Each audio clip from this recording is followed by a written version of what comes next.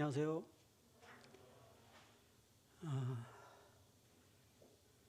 제가 생각했던 것보다 거리가 너무 멀어서 좀 가까이 호흡할 수 없어서 아쉽습니다. 그리고 제가 여태껏 교회에 방문한 것 중에 가장 큰 가리개가 앞에 있는 것도 제가 좀 적응이 필요할 것 같습니다. 제가 청년들을 아주 좋아해요. 그런데 또 낯을 가려요. 그래서 쉬는 시간이나 이럴 때 좀 제가 긴장을 풀어줄 수 있도록 반갑게 맞아주시면 마음에 있는 얘기들을 더 많이 이렇게 할 수 있게 됩니다. 저는 부산 우리 연재교회 처음 왔거든요. 그 유명한 부산 연재교회를 제가 처음 왔다는 것도 참 어떻게 저를 한 번도 안 불러주셨나요?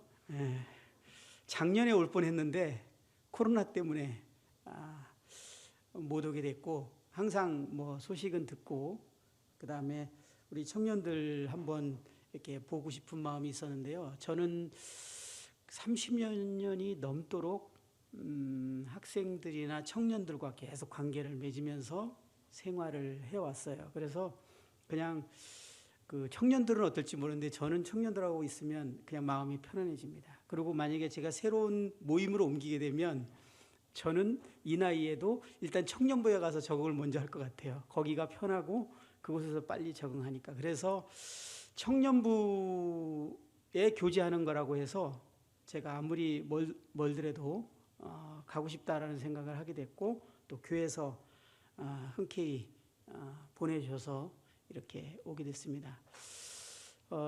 짧은 시간이지만 우리 서로에 대해서 잘 모르고, 저도 우리 청년들에 대해서 잘 모르지만 꼭 필요한 교제들이 이렇게 있었으면 좋겠고, 끝나고 이제 질의응답도 있다는데 아무거나라고 얘기하셨는데 내가 이렇게 질의응답 질문을 쓰다가 이건 형제님이 대답할 때 힘들어하겠다 그러면 빼셔야 돼요. 아무나에는 그건 안 들어갑니다. 그래서 어쨌든 4시간이 우리에게 주어졌는데 주님이 우리에게 꼭 필요한 그런 좋은 시간이 되었으면 좋겠다라는 생각이 들어집니다. 제가 청년들을 좋아하는 몇몇 가지가 있는데 그 중에 가장 첫 번째가 열정 때문에 좋아합니다. 청년이 열정이 없으면 뭐라고 얘기해야 되나요? 소금이 맛을 잃은 것처럼 붕어빵에 앙코가 없는 것 같은 그런 청년 느낌이 나게 됩니다. 그래서 이 청년들이 열정을 잃어버렸거나 식었다면 다시 회복하는 것이 얼마나 청년다운 모습인가라는 생각을 항상 하고요. 그리고 제일 좋아하는 이유가 사실 따로 있어요. 그건 뭐냐면 청년들은 가치 있는 것, 또 옳다는 것에 자기의 삶을, 또 자기의 소중한 것을 드리는 것에 그렇게 고민하지 않습니다. 우리 청년들이 만약에 어떤 교회에서 생애를 주님께 드리지 못한다면 저는 그렇게 해석을 해요. 청년들의 문제가 아니라 교회에서 인생을 다 바칠 만한 제시를 안 해주는구나. 청년들은 가치 있는 일이 있으면 인생 바칩니다.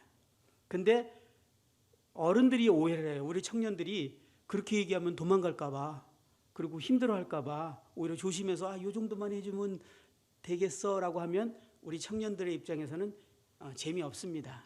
뭔가 내 인생을 바쳐서 가치 있는 일에 드릴 만한 것이 제시되지 않으면 세상에는 그럴 드릴 만한 것들이 많이 있죠.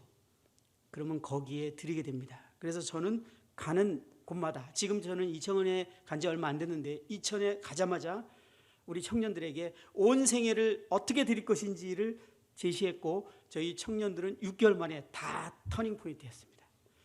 그리고 생애를 다 주님께 드리고 있는 귀한 청년들이 되고 있습니다. 이게 제가 청년들을 좋아하는 이유예요. 그런데 어른들은 그걸 알아도 사실은 못합니다. 왜냐하면 두려워요. 버릴 게 너무 많아요. 실을 대가가 계산이 돼서 힘들어합니다. 근데 우리 청년들은 그렇지 않아요. 그래서 저는 개인적으로 청년에 대해서 상당히 매력을 느끼고 청년과 함께 있고 청년과 교제하는 것을 되게 좋아합니다. 왜냐하면 그 열정이 이제 그렇게 하고 나서 그 청년들의 삶의 모습이 이제 저한테 막 도전이 돼서 제가 가만히 못 살게 만드는 것이 청년이에요. 어쩔 때는 제가 청년들이 막 그 가치를 보고 주님께 드리는 거 볼 때, 야, 내가 저렇게까지 하도록 했나? 그리고 저렇게 하면은 내가 좀 말려야 되지 않나? 라는 순간도 종종 있는데 그것이 저에게 큰 도전이 되고 너무나 좋아요. 그래서 저는 열정적인 청년들을 만나면 정말 제가 좋고 함께하고 싶은 그런 마음이 큽니다. 이 짧은 시간에도 우리 청년들의 그런 모습들을 참 보고 싶은 마음이 있습니다.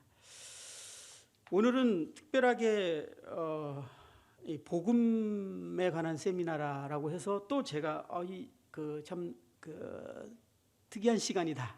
왜냐하면 우리 구원받은 청년들이 다 앉아 있는데 복음에 관한 것을 전해주기를 요청을 했습니다. 그러면서 다른 교회에서는 하지 않는, 생각할 수 없는 영역을 또 우리 부산연재 청년부에서 이것을 생각하고 진행하는 것에 대해서 특별하다고 생각했고, 뿐만 아니라 이것이 또 얼마나 중요한지에 대해서 저는 알고 있기 때문에 또 기쁜 마음이 있었습니다.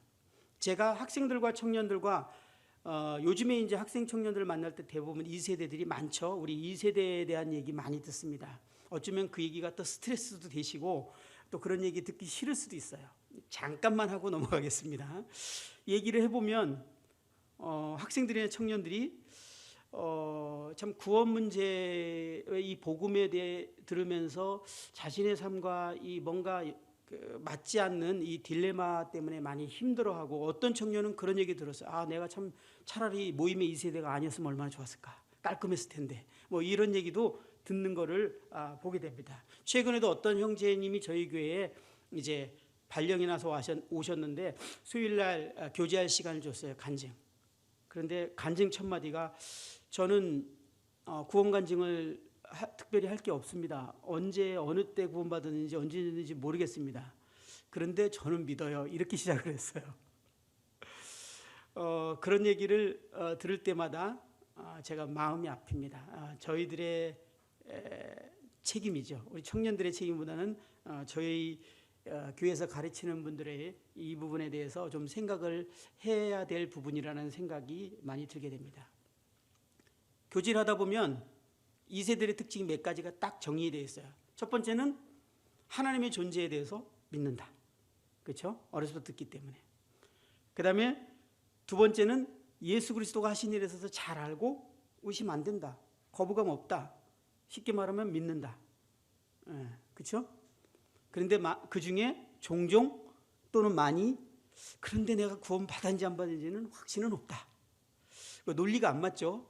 믿는데 구원 받았는지 안 받았는지 확신은 없다.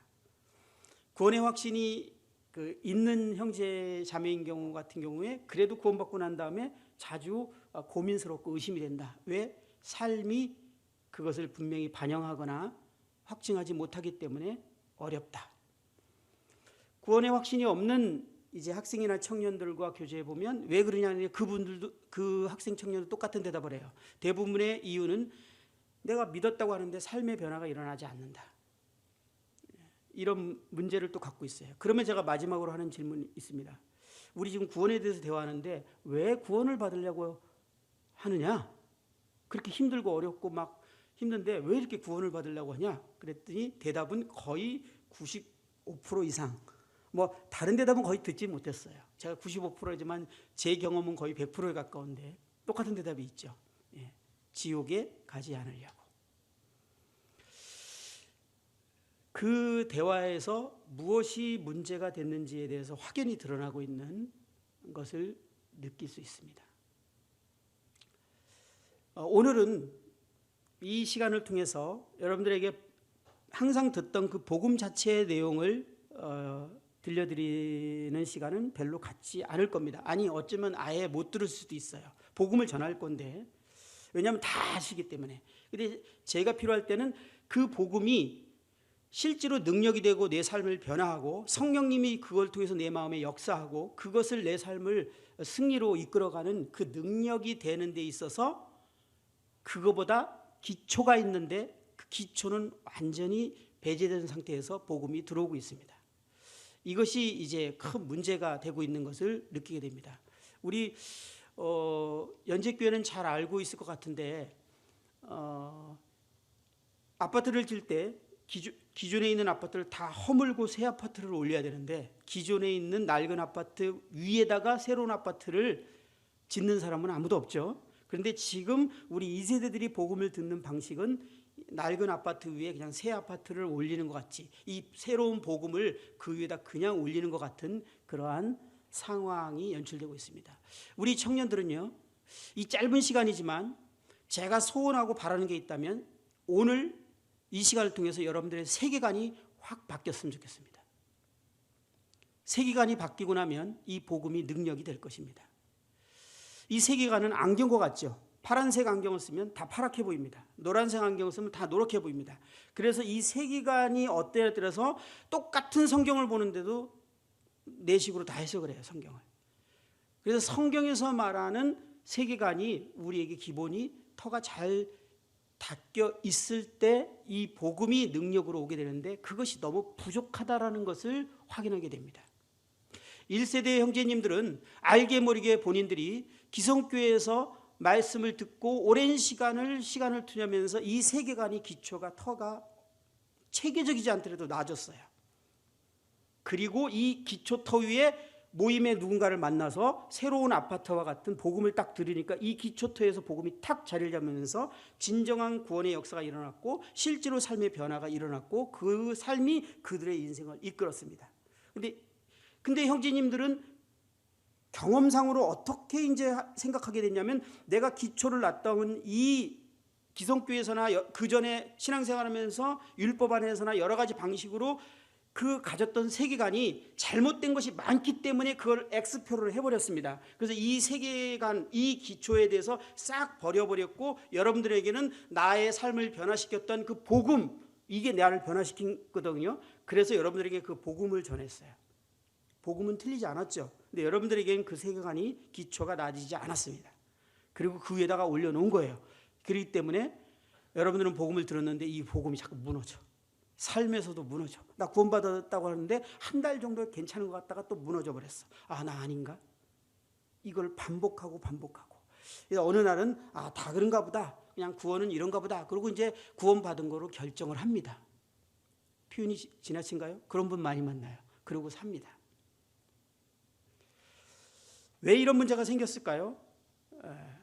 우리 요한복음 3장 한번 펴볼까요?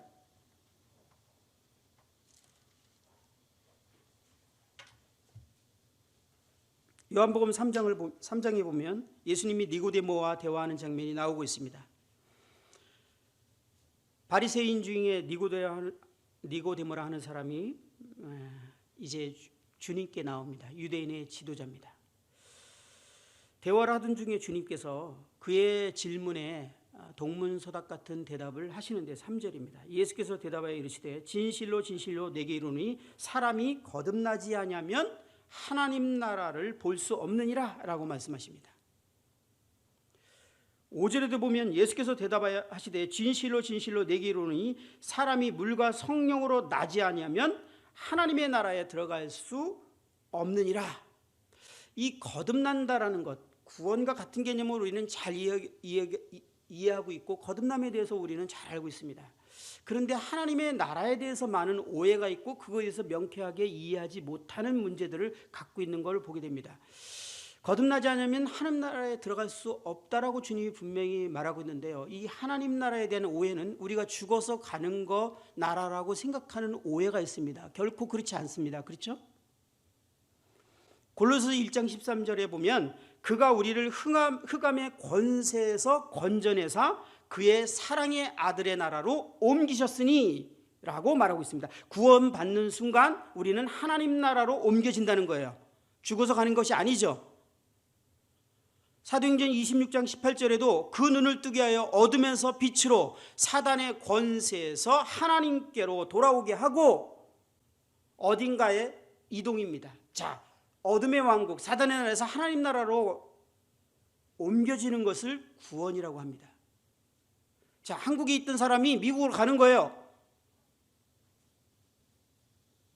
그러면 미국에 가기 전에 여러분들은 많은 준비를 해야 돼요. 그 나라 문화, 그 나라에 가서는 어떻게 살 거야, 그 내가 살기 합당한 나라인지 생각해보고, 아, 저긴 나 체질이 진짜 안 맞다, 저긴 못 살겠다, 그럼 가지 마셔야 돼요. 그죠?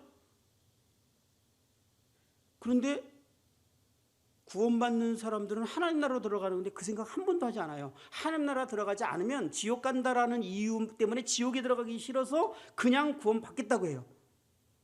이상해요, 논리가. 그죠? 그렇게 구원받는 사람을 제가 만나본 적이 별로 없는 것 같아요. 하나님 나라에 대한, 우리가 구원받고 하나님 나라로 들어가는 것이라면 우리는 하나님 나라에 대해서 이해를 해야 됩니다. 그리고 내가 정말 그 하나님 나라에 들어갈 것인가 말 것인가를 생각하고 결정하는 것이 내가 구원을 받아야겠다 말아야겠다의 결정의 가장 결정적인 키가 돼야 돼요. 그런데 지옥 안 가려고 구원받겠다라는 거예요. 이거 뭔가 잘못된 거예요. 그죠? 출발이 잘못됐어요. 여러분들 구원받기 전에 나는 하나님 나라에 들어가기를 원하는가? 그리고 하나님 나라에 대해서 이해하셨어요? 여러분들이 구원받으면 바로 들어가는 곳이 하나님 나라라는 것, 하나님 나라로 옮겨진다는 것. 거기서는 무엇을 내가 알아야 되고 어떤 삶의 방식을 선택하고 그 하나님 나라 특징은 무엇이고 하나님 나라는 어떤 사람이 들어갈 수 있고 들어가서 삶의 방식은 무엇인지를 여러분 얼마큼 이해하셨어요? 그러니까 구원받았다고 하는데 하나님 나라에 대해서 전혀 모르니까 하나님 나라 삶의 방식을 전혀 이해할 수 없기 때문에 여러분 삶은 실패할 수밖에 없어요. 구원받고 나왔다고 했는데 계속 삶이 이상하게 승리하지 못해요. 우리가 이것을 잘 이해하게 될 때 내가 정말 인격적으로 하나님 나라에 들어가기를 원했는가? 그리고 나는 하나님 나라에 들어가기를 원하는가? 그것을 이해하고 그것을 주님 앞에 선택하게 될 때 이제 하나님 나라 들어갔을 때 나는 어떻게 살 것이고 무엇이 핵심인지에 대해서 이해하고 시작했기 때문에 그는 신앙생활의 첫 발부터 포인트를 정확하게 짚습니다. 하나님 나라는 교회가 아니에요. 이 예배당 오는 거 아닙니다. 그 때문에 교회 나가는 게 하나님 나라라고 생각하시면 안 돼요. 교회와 하나님 나라는 다른 개념입니다. 하나님 나라에 대한 개념은 우리가 들어보셨겠지만 헬라어로는 바실레이아라고 합니다. 이 바실레이아란 말은 우리가 나라 그러면은 책에서 배운 것처럼 3대 요소의 주권, 영토, 백성이 아닙니다. 성경에서 말하는 나라는 의미는 한마디로 왕의 지위, 주권, 통치라는 개념입니다. 그게 1부터 100까지 전부예요.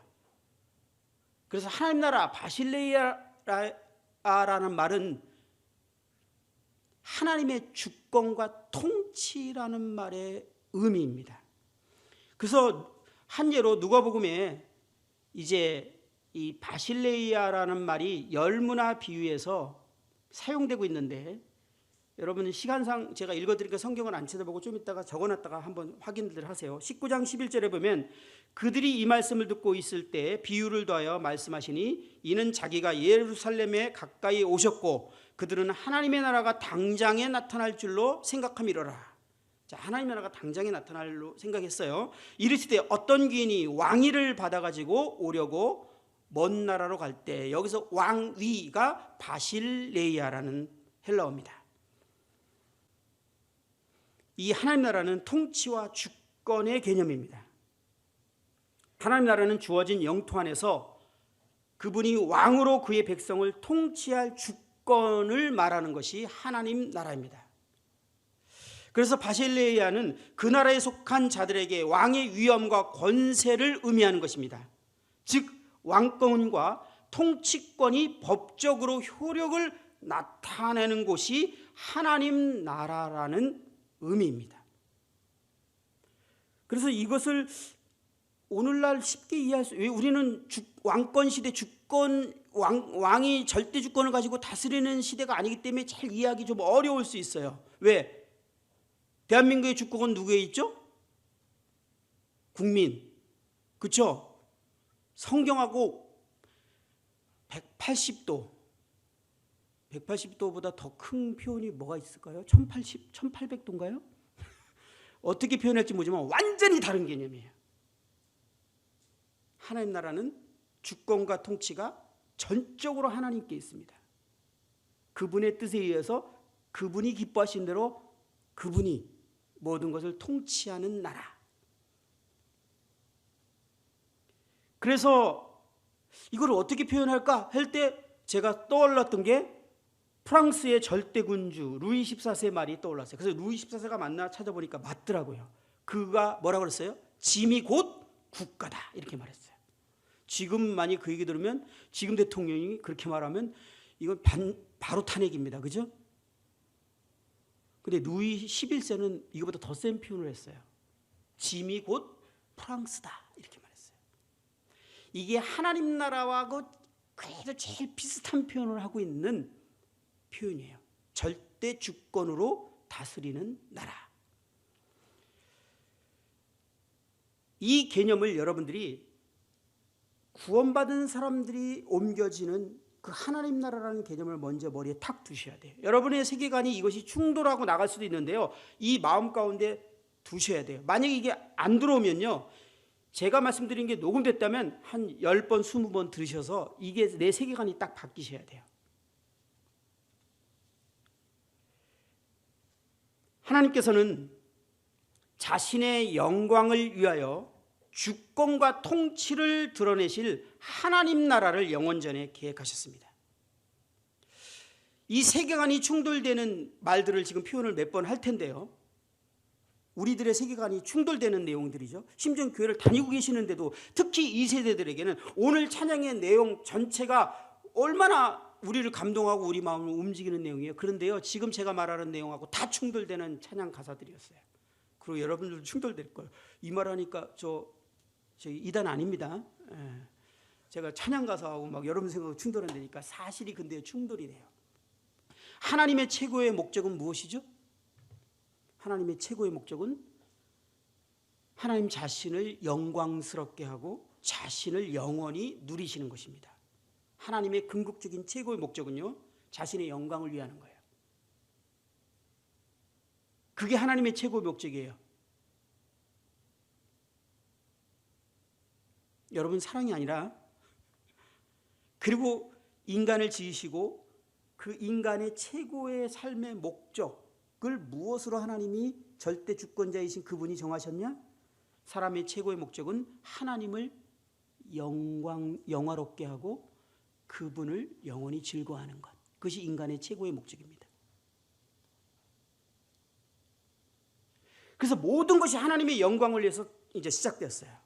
그래서 하나님은 자기 영광을 위해서 우리를 창조하셨다라고 성경은 말하고 있습니다. 이사야 43장 1절에 보면 야곱아 너를 창조하신 여호와께서 지금 말씀하시느니라, 이스라엘아 너를 지으니가 말씀하시느니라, 이렇게 시작하면서 7절에 보면 내 이름으로 불려지는 모든 자 곧 내가 내 영광을 위하여 창조한 자를 오게 하라. 그를 내가 지었고 그를 내가 만들었느니라. 우리가 왜 지어졌다고요? 하나님의 영광을 위해서. 여러분들을 위해서 아니고 하나님의 영광을 위해서.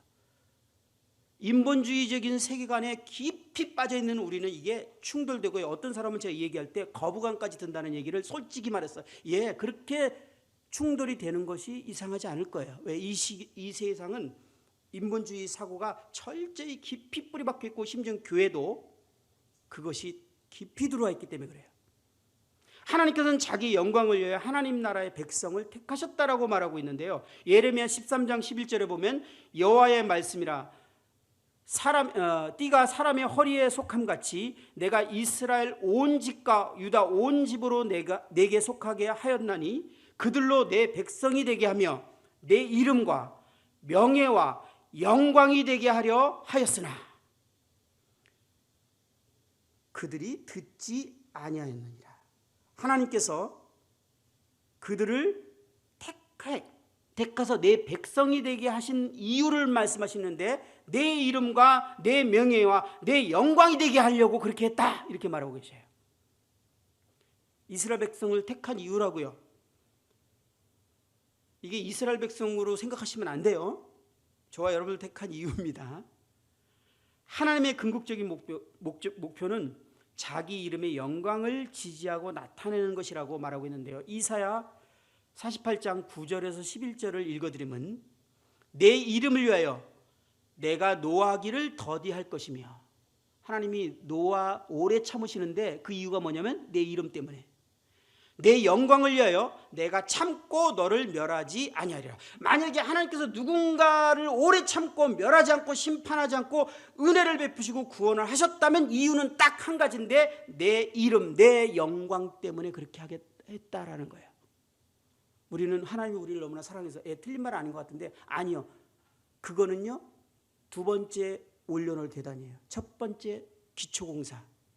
그거부터 놓으시면 안 돼요. 하나님의 영광 때문에. 그래서 보라, 내가 너를 연단하였으나 은처럼 하지 아니하고 너를 고난의 풀무에서 택하였노라. 나는 나를 위하며 나를 위하여 이룰 것이라.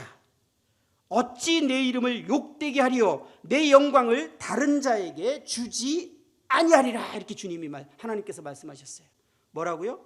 나는 나를 위한다. 나를 위하여 이 모든 것을 이룰 것이다. 그리고 하나님은 자신의 영광을 드러내실 거예요. 그리고 그것으로 인해서 하나님의 백성들은 하나님의 영광을 위해서 살게 하실 거예요. 그것이 하나님의 목적이세요. 창조를 시작한 이유고, 하나님이 오래 참는 이유고, 하나님이 구원하시는 이유고, 하나님이 택하시는 이유고, 자기 백성으로 삼는 이유시라고요. 그것이 하나님의 궁극적인 목적이에요. 여러분 그렇게 생각하고 계십니까, 평소에? 오늘 찬양에 그런 내용이 나왔나요? 찬양 인도자 하시는 형제님 어려워하지 마세요. 판단하는 거 아닙니다. 우리가 그냥 다 그래요.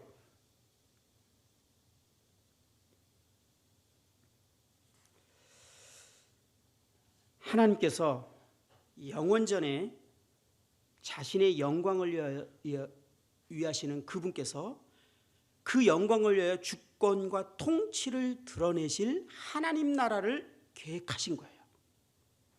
그리고 이제 하나님이 이 세상을 창조하기 시작했습니다. 세상이 시작될 때 에덴 동산에서 하나님 나라가 시작됐습니다. 하나님 나라를 하나님이 이제 시작한 거예요.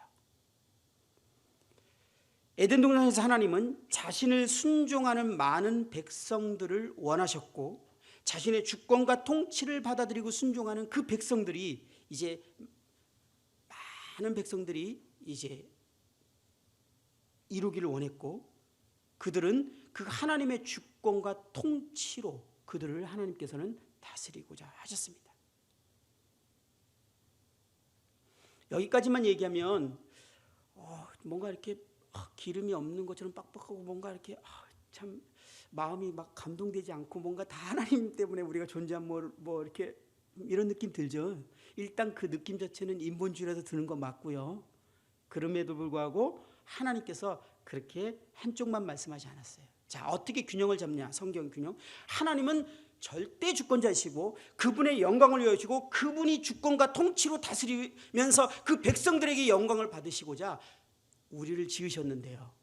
그러면 그 하나님 나라의 특징은 뭘까요? 그 백성들의 특징은 뭘까요? 하나님의 주권과 통치를 인정하면서 그분께 순종하는 것이 그들의 백성의 절대적인 특징이고 조건이에요.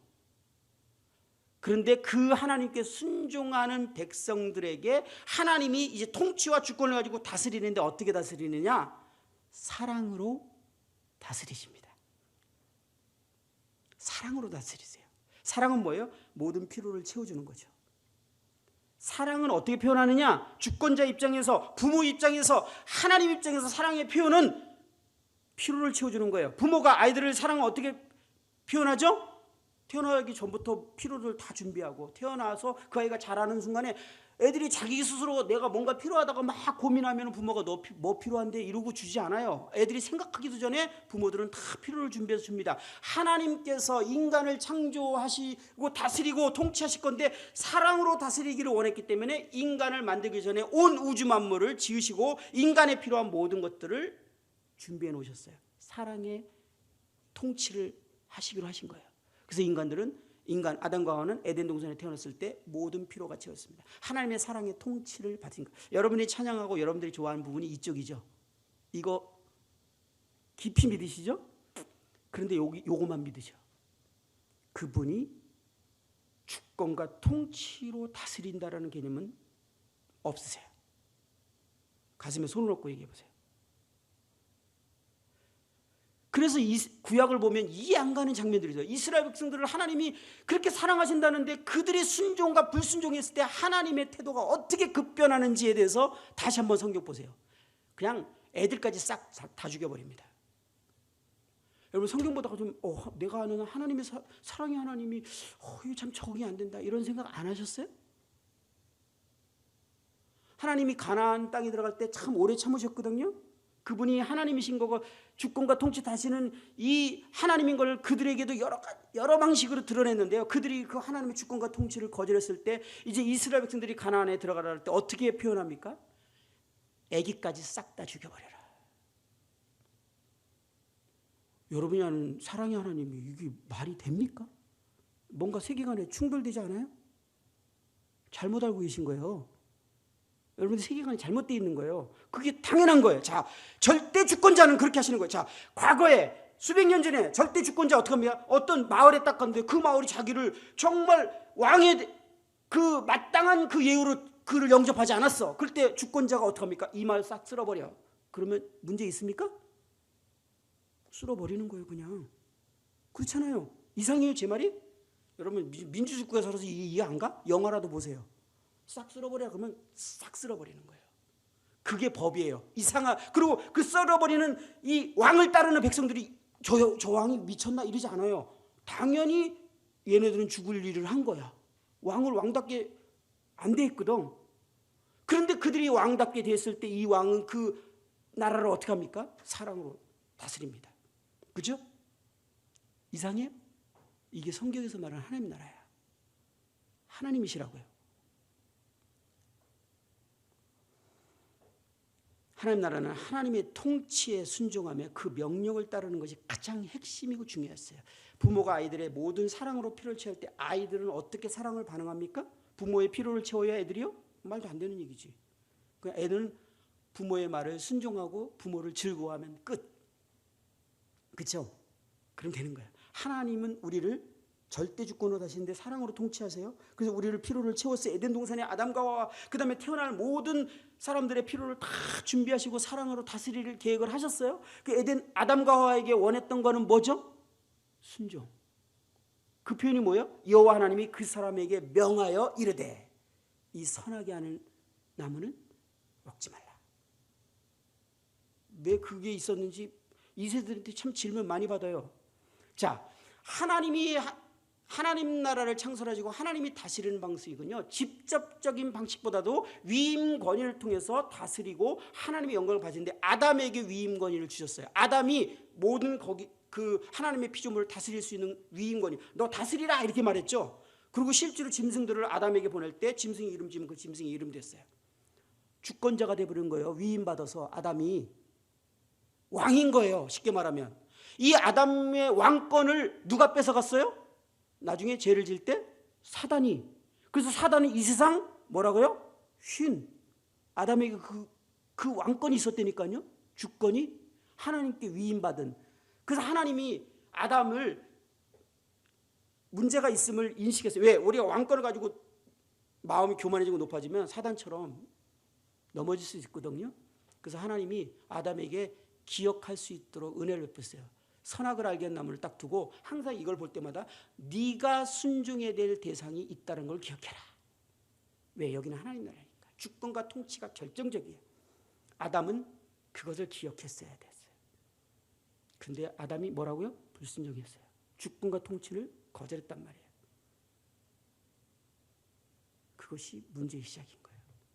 이거보다 더 문제의 시작은 있었죠? 어쨌든 그렇게 아담과 하와가 하나님을 순종했을 때 하나님으로부터 오는 모든 축복과 모든 것들을 다 누릴 수 있어요. 완전한 삶이었어요. 만약에 사람이 온전한 순종을 했다면 가장 영광스러운 형태의 영원한 나라가 그곳에서 존재할 수 있게 됐어요. 사실은. 그런데 불순종으로 인해서 그것이 무너진 겁니다. 하나님 나라의 핵심 바실레이야. 그분이 주권과 통치를 가신 그분이 우리를 사랑으로 통치하시는 것. 균형을 가지셔야 돼요. 이 실패 이후에 하나님은 여전히 하나님 나라를 계획하셨고 그것을 이루시기를 원하셨어요. 그러나 사람들은 하나님의 이 주권과 통치를 계속 받아들이지 않습니다. 죄악에 빠져갑니다. 그래서 하나님께서 더 이상 이제 하나님의 주권과 통치를 받아들이지 않는 이 불순종하는 모든 사람들을 심판하시기로 결정하십니다. 그 사건이 무엇이죠? 노아의 홍수. 하나님이 한 사람을 통해서 그분의 나라를 다시 계획하셨어요. 안 되겠다. 이들은 싹 심판하시고 한 사람을 통해서 다시 하나님 나라를 시작하기로 했어요. 아담과 하와처럼. 노아의 특징이 무엇이죠? 노아의 가장 특징. 창세기 6장 22절과 7장 5절에 이렇게 표현했어요. 노아가 여호와께서 자기에게 명하신 대로 다 준행하였더라. 하나님 나라를 계획하신 하나님의 마음에 딱 맞는 사람 노아, 그를 구원하셨어요. 네? 노아의 특징은 하나님 말씀하신 대로 다 준행하였더라. 왜 노아를 선택하는지 이해하셨어요? 왜 하나님이 노아를 의롭다라고 말한 줄 아세요? 하나님의 계획 뜻에 딱 맞는 사람, 옳다, 의롭다, 노아로 다시 시작하기로 했어요. 그런데 이것도 또 인간들의 문제로 인해서 하나님 나라가 이루어지지 못하게 됩니다. 그리고 하나님께서 이제 물론 더 이상 심판하지 않겠다고 약속하셨기 때문에 이제 한 나라를 이제 하나님 이 주권과 통치가 다뤄지는 그 한 나라를 계획하십니다.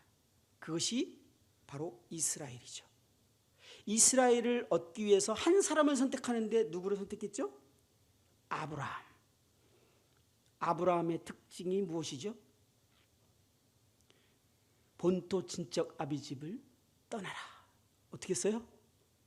그 말도 안 되는 순종한 거야. 가면 죽는 거야 이거는. 그 시대는요, 족장 시대는 부족을 떠나면 그냥 다 죽는 거야. 근데 그냥 갑니다. 갈 바를 알지 못했는데 그냥 순종의 사람.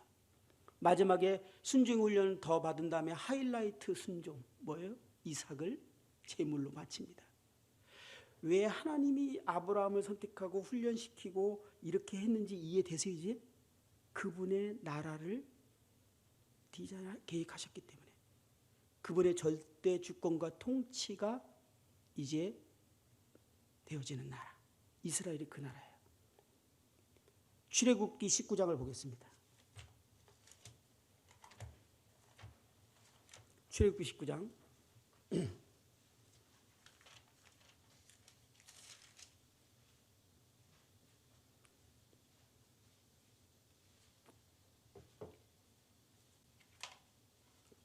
5절.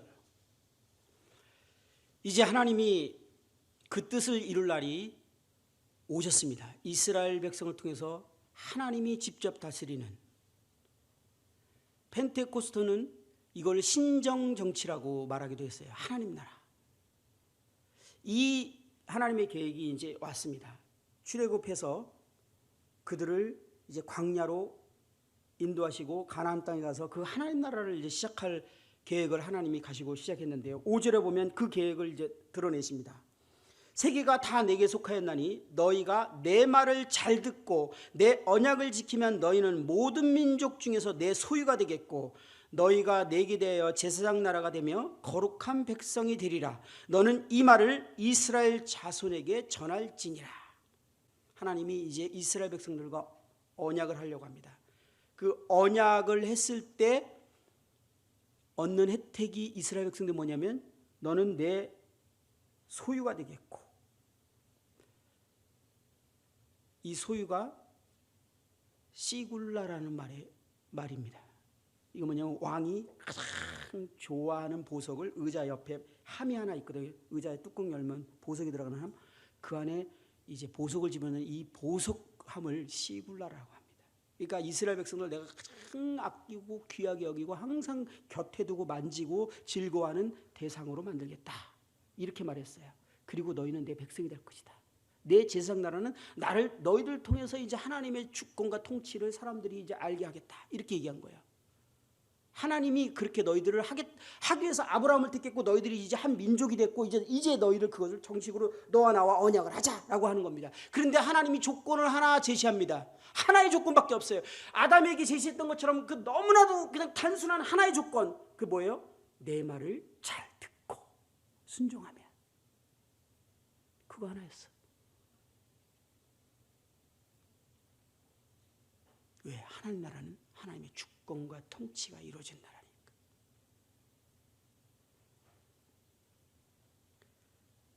그러므로 하나님 나라의 백성이 되는 조건은 하나님의 주권에 굴복하고 하나님 말씀에 순종하는 것이 핵심입니다. 그것이 아니고서는 하나님 나라의 백성으로 들어갈 수 없습니다. 왜? 하나님께서 그분이 자신의 나라를 갖고자 하는 목적이 자신의 영광을 위해서 주권과 통치로 다스리는 나라. 그리고 그 순종하는 백성들에게 하나님이 모든 좋은 것으로 주시는 사랑의 통치. 프랑스의 루이 14세나 11세가 다 뭐 이렇게 절대 주권자라고 해서요 악하게 행동하고 그런 게 아니지 않습니까? 그들이 그 주권자가 백성을 위해서 심지어는 목숨을 바칠 수도 있어요. 그 사랑과 통치에. 그러나 그 주권과 통치 그것은 절대적인 것입니다. 그래서 마태복음 7장 21절에 이제 이 말이 좀 해석이 되는데 나더러 주여 주여 하는 자마다 천국에 들어갈 것이 아니요 천국은 하나님 나라를 마태복음에서 표현하는 말입니다. 다만 하늘에 계신 내 아버지의 뜻대로 행하는 자라야 들어갈 것이니라. 이 말씀을 여러분들 세계관으로 오해하면 하나님 뜻대로 막 살아야지 들어간다는 건 뭐 행위를 해서 들어가는 건가? 이렇게 표현적으로 보면 그렇게 보이잖아요. 그죠? 이 말을 하나님 나라로 해석하면 하나도 이상하지 않아요. 하나님 뜻대로 순종하고 그 주권과 통치를 인정하는 사람이 들어갈 것이다. 주여 주여 해도 소용없다. 그 실제다.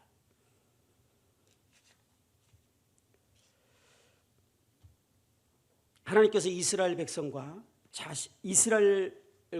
백성을 자신의 백성으로 언약을 체결한 후에 하나님의 통치를 이제 온전히 이루기 위해 즉시 광야에서 훈련을 시작합니다.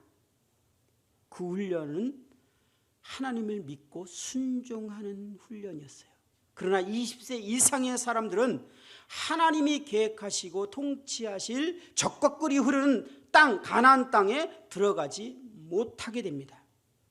그리고 광야에서 심판을 받게 됩니다. 왜 심판을 받았다고 성경은 써 있죠? 왜? 무엇 때문에 하나님의 심판을 받았습니까? 하나님 나라에 들어가는 거에 왜 불합격이 됐어요? 왜 20세 이상은 다 광야에서 엎드려 죽고 하나님이 결코 그들은 내 나라에 들어올 수 없다라고 선언하셨냐고요. 히브리서 3장 17절. 또 하나님이 40년 동안 누구에게 노하셨느냐?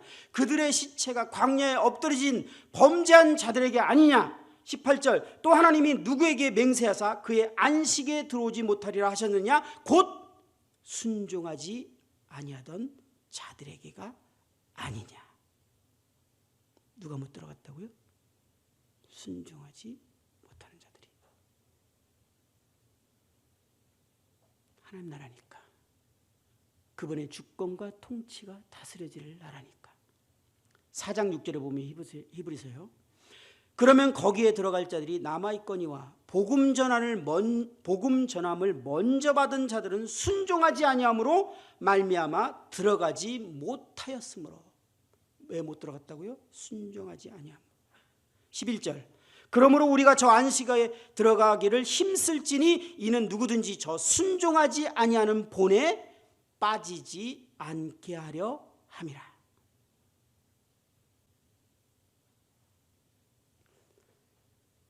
하나님은 이스라엘을 통해서 하나님의 주권과 통치를 회복한 신정국가 하나님 나라를 뜻하셨지만 이스라엘의 불순종으로 무산되게 됩니다.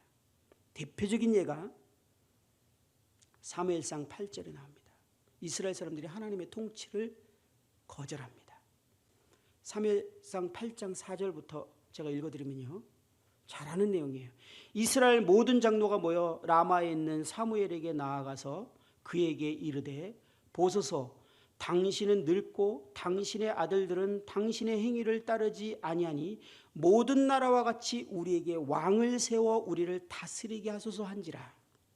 우리에게 왕을 주어 우리를 다스리게 하라 했을 때 사무엘이 그것을 기뻐하지 아니하여 여호와께 기도하매. 7절, 여호와께서 사무엘에게 이르시되, 백성이 내게 한 말을 다 들으라.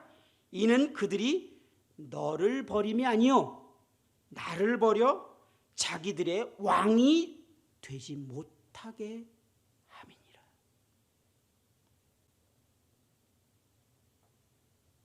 그들이 나를 버려 자기들의 왕이 되지 못하게 함이니라. 왜 이스라엘 백성들이 버림받았는지 이해하시겠어요?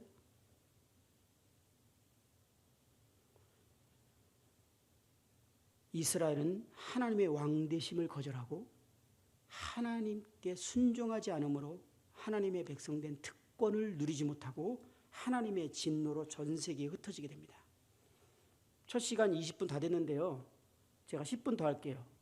그리고 두 번째 시간 40분 할게요. 한 것 마저 하게. 네. 그리고 신약으로 와서 예수님이 이스라엘 왕으로 오십니다. 그들이 예수님의 왕되심을 거절함으로 하나님의 진노의 심판을 받게 됩니다. 요한복음 19장 15절 16절을 보면 이렇게 표현하고 있어요. 그들이 소리 지르되 없이 하소서 없이 하소서, 그를 십자가에 못 박게 하소서. 빌라도가 이르되 내가 너희 왕을 십자가에 못 박으랴. 대제사장들이 대답하되 가이사 외에는 우리에게 왕이 없나이다 하니, 이에 예수를 십자가에 못 박도록 그들에게 넘겨주니라. 이스라엘의 거절로 인해서 이스라엘은 그 하나님의 언약이 이제 실패로 돌아가게 됩니다. 잠시. 그리고 이스라엘의 거절로 인해서 이방인인 우리에게 하나님의 계획이 이제 옮겨집니다. 로마서 11장 30절에 너희가 전에는 하나님께 순종하지 아니하더니 이스라엘이 순종하지 아니함으로 이제 긍휼을 입었는지라. 우리가 이제 하나님의 긍휼을 입고 우리가 거듭남을 통해서 하나님 나라에 들어가게 되는 새로운 대상이 됐는데, 그 이유가 뭐냐면 이스라엘의 불순종으로 말미암아 그들이 순종하지 않아서 계획이 바뀐 겁니다. 이해하겠어요?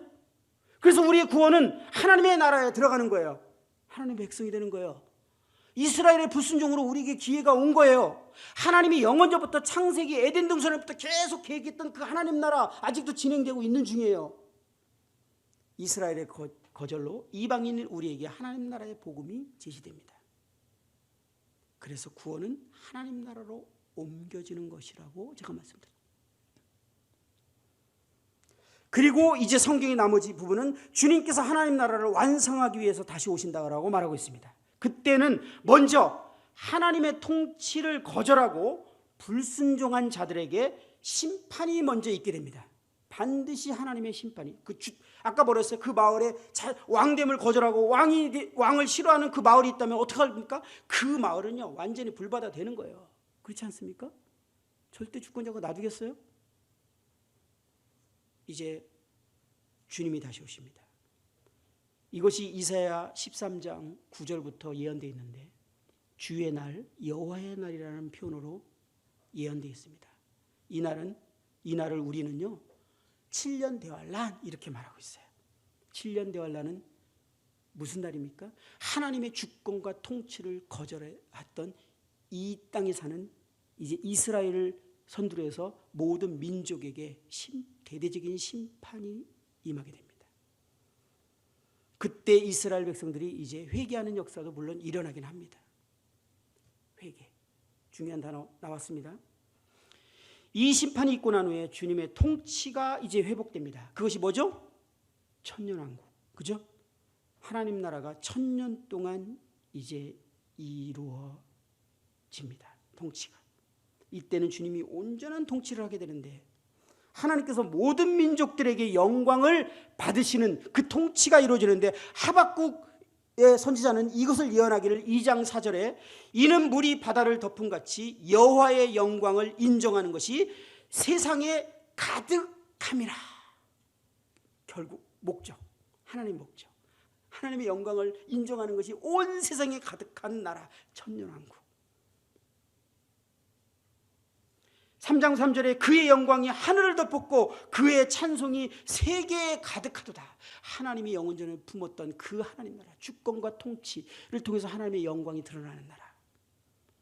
구약의 서신서들은 이 도래할 하나님 나라에 대한 예언들로 다 차 있는 거예요. 그 예언 많이 들으셨죠? 미래 다 이거 하나님 나라에 대한 얘기예요. 그래서 다가올 하나님 나라 천년왕국, 하나님께서는 구약의 선지자를 통해서 하나님의 주권과 통치가 온전히 회복될 하나님 나라가 오게 될 것을 예언합니다. 바로 천년왕국이죠. 천년왕국은 아브라함과 이스라엘 백성과 다윗 왕에게 약속하셨던 모든 언약이 성취되는 때입니다. 7년 대환란 때 하나님을 통치를 거절하고 그를 주권과 통치를 인정하지 않는 사람들을 심판한 후에 이제 하나님과 주권과 통치를 받아들이고 인정하고 회개한 자들에게 이제 천년왕국에 들어가게 합니다. 그 천년왕국은 조금 전에 말했듯이 모든 민족들이 주님의 주권과 통치를 인정하고 영광을 돌리고 순종합니다. 그렇죠? 자, 순종하면 무슨 일이 생기는 거죠? 순종하면 하나님은 어떻게 하신다고요? 사랑으로 통치하십니다. 그죠? 자, 천년왕국은 어떤 곳이에요? 천년왕국. 이리가 어린 양과 띠놀고 표범이 어린 염소와 놀고 송아지와 사자가 암소와 곰이 젖 먹는 아이가 독사의 굴에 손을 넣어도 물지 않는 모든 장애인과 질병이 싹 사라지는 예언되어 있는 내용들이에요. 인간의 수명이 1000년씩을 살게 되는, 곡식이 풍성해져서 우리들이 먹고도 남고 할 만큼의 에덴 동산이 다시 연출되듯이 인구가 증가하고 경제가 완전히 번영되고 빛이 증가해서 태양과 달빛이 증가해서 곡식의 생산이 완전히 늘게 되고 언어의 장벽, 아까 제가 바빠서 넘겼는데 바벨탑 사건도 하나님의 그 명령을 어긴 거거든요. 땅에 흩어져 충만하라. 그런데 그들이 우리 흩어짐을 면하자 그러고 바벨탑을 올렸잖아요. 하나님의 심판이 임했습니다. 그때 언어의 장벽이 생겼죠. 저는 언어 정말 어려운 분야인데요. 이 천년왕국에 들어가면 이제 다 끝납니다. 영어 여러분들 언어 잘하는 사람 지금은 좀 잘난 척 하셨는데 그때는 의미 없어요. 다 이제 모든 언어가 장벽이 해결됩니다. 주님이 사랑으로 통치하시는 나라. 영적인 특징이 뭡니까? 이제 사단이 무적용에 갇히게 됩니다. 우리를 무너뜨리고 넘어뜨리는 이 영적 전쟁이 사라졌어요. 그리고 성전이 건축됩니다. 나라들이 예루살렘에서 예배를 하게 되고 온 세상이 하나님을 알게 된다고 합니다. 더 이상 하나님을 알라 할 필요가 없다 이렇게 말하고 성경은 말하고 있어요. 이스라엘이 성령으로 충만해지고 새 힘을 얻게 됩니다. 경제적인 특징도 이스라엘이 한 국가로서 재결합뿐만 아니라 예루살렘에서 그리스도가 이스라엘을 다스리고 세계의 수도가 되고 부활한 성도들이 그리스도와 함께 다스리게 되고 이 천년왕국에 대해서 시간을 많이 투자하지 않겠습니다. 하나님이 그리스도께서 완전히 주권과 통치를 다스리는 것이 온전히 회복된 나라. 거긴 더 이상 부족함이 없어요. 완전한 나라. 왜? 그들이 하나님의 주권과 통치를 온전히 순종하기 때문에 그 하나님의 사랑을 다시 누리기 시작합니다. 그게 하나님 나라. 저와 여러분들이 구원받는 이후, 구원받으면 옮겨지는 나라. 천년왕국 이후에 이제 영원한 나라가 도래하는 것입니다. 하나님 나라의 주권과 통치로 다스리는 나라.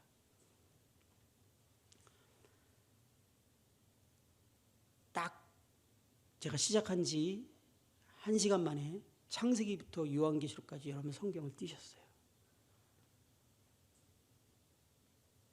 진짜예요.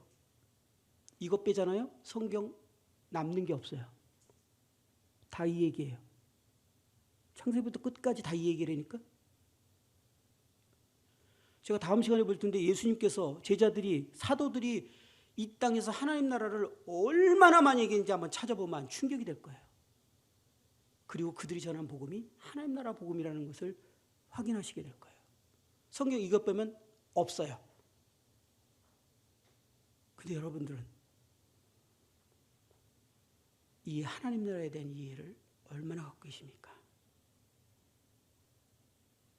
여러분들이 구원받고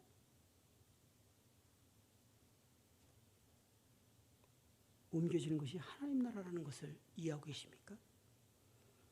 하나님 나라는 하나님의 주권과 통치가 온전히 이루어지는 나라라는 걸 이해하십니까? 하나님 나라에서 절대적으로 요구되는 것은 그분의 사랑과 그분의 모든 은혜를 누리기 위해서 상상을 초월하는 은혜를 누리지만 그것을 누리기 위해서 반드시 조건이 주어지는데 순종이라는 사실을 알고 있습니까? 그 마음 없으시면요, 구원받으려고 하지 마세요. 어차피 하나님이 성령으로 여러분 마음 가운데 역사하게 안 하실 거예요. 복음 딸딸 외우고 믿으시고 믿는다 그러면 구원입니까? 아니에요. 구원받을 때 성령님이 우리 안에 오시는 거예요. 하나님은 못 속여요. 우리는 속일 수 있어. 저하고 상담할 때 믿는다 그러고 그러면 침례도 받을 수 있는데요. 하나님 못 속이세요.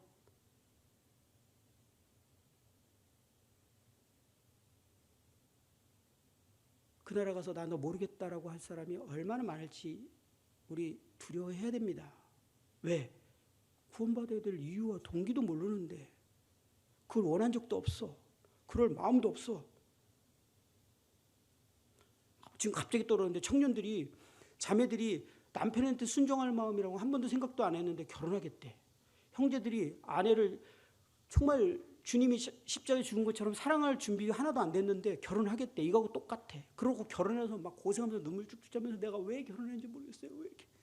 준비 하나도 안 해놓고 돈 준비하고 집 준비하면 결혼 준비한 거예요? 그 결혼 생활이 뭔지에 대해서 하나님이 말씀하셨는데 하나도 준비 안 해놓고 결혼한 거하고 똑같지 않습니까? 그러니까 결혼 생활 실패잖아요. 구원받고 나서 어떻게 하나님 나라에서 살아가는 거에 대해서 하나도 준비 안 했는데 구원받았다 그러니까 실패잖아요.